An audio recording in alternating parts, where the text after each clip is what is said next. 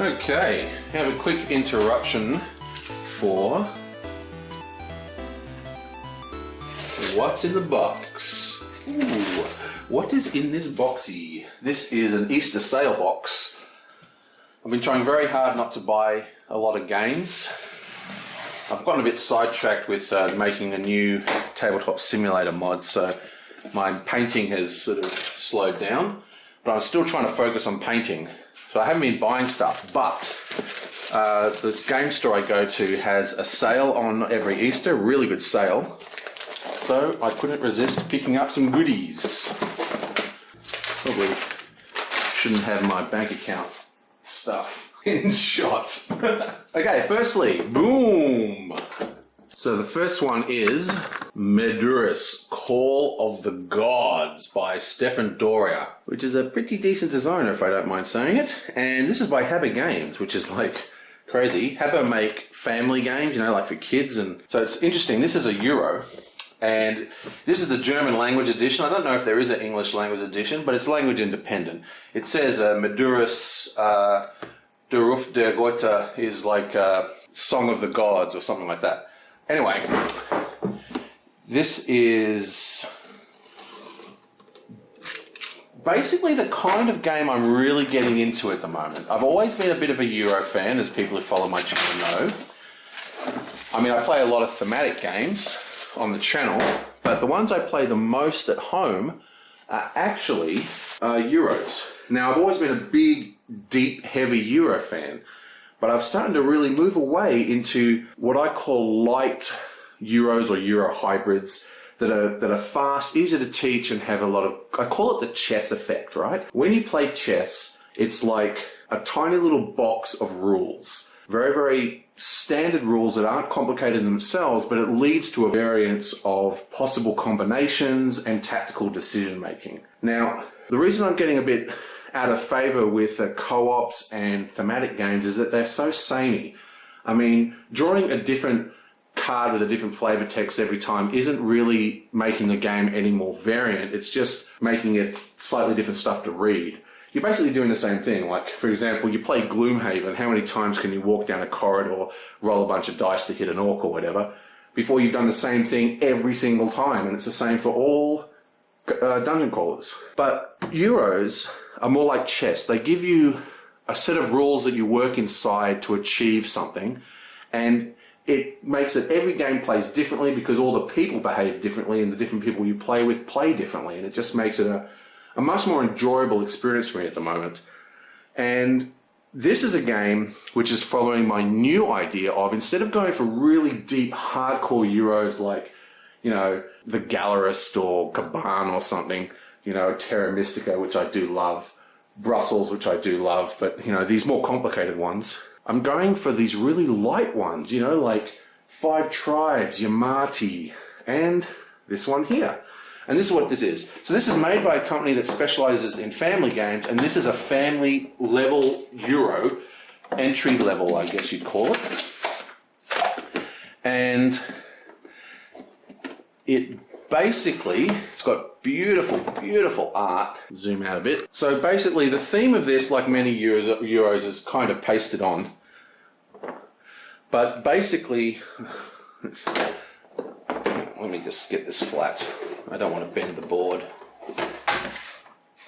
So basically, the idea here is that we're on some kind of island, and the island produces various resources. We've got wood coming from here, stone, I guess clay or gold or something, and maybe wool. These are the tokens for it. More tokens for like palaces. And then we have these awesome, big, fat, children-friendly blocks. Now, anyone who's seen my Yamati playthroughs know that I just love big wooden blocks. So these are houses, right? And you basically build them on the map somewhere. Don't know what that guy is. I think these are the units that you use to actually control. So if I put a guy here, I've earned a stone, but then if my opponent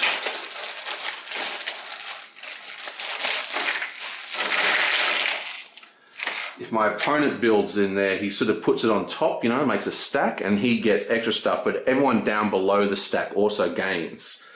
Anyway, whatever. And that's basically the theme of this game. So you get points for building, but every time you build next to someone, you get extra points, or it has reductions in costs, and you make these little villages around the map where different players have built different collections of houses. It doesn't matter if it's all your color or someone else's color, whatever. Then you have the Great Wise Druid. Now the Druid moves around the board, and every time he goes to a house, everybody within the chain of buildings of that village gains VPs as the Druid, you know, comes and imparts interesting information to them. And it's a VP race. But, I mean, there's more to it. I haven't actually explained the rules, but it wouldn't take me much longer to explain the rules, which is what's great about this game. But what is really interesting about this game is that it employs a mechanic that I've started to really enjoy, especially in my light Euro games. Like, you know that I'm a big fan of cards that have multiple uses. So you have a card, it's a really cool looking card, and you think, oh, I could play this card, but I like all the, I'd have to play it, I'd have to discard the other abilities on the card. It's a beautiful wooden die. So you get this agonizing choice. Do I play it for this ability, or do I keep it and play it for this other ability? And I've got to choose which of those effects. And that's one of my favorite mechanisms in board gaming, period. But this is a very similar mechanism, which I also really, really enjoy, where when I play a turn, my turn can directly improve the game state of my opponents. So not only am I playing the best turn for me, I'm trying to play the best turn that doesn't help my opponents the most, which makes a very, very interesting decision point, in my opinion, because it removes the focus on efficiency, which a lot of, you know, Euros are all about efficiency, and instead it's more about just making really good choices. Anyway, Medurus, something of the gods. I don't know what roof means, whatever, let's go. Next, Dais Egypt. Now, Dais is a fantastic, fantastic game. It is easily one of my favorite games. Now, Dais is basically the exact kind of game I was just telling you about. It's a light Euro-style hybrid. This game is a light area control game that has an action card cascade engine, which is, you can see it here. So as you play cards into the top of the stack, they activate that card and then all the cards below it. So you build up a tableau of cards that cascade down the action sequences. Extremely fun, excellent game.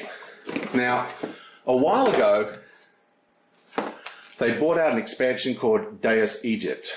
Now, I didn't buy this at the time because I don't really see the point of it. Dais is a game that is fantastic as is. In fact, I've played Egypt a few times and I'm not convinced that it's worth getting.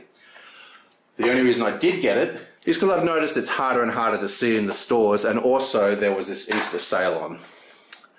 Now, what this basically does is that it completely replaces the action cards with a new set of decks.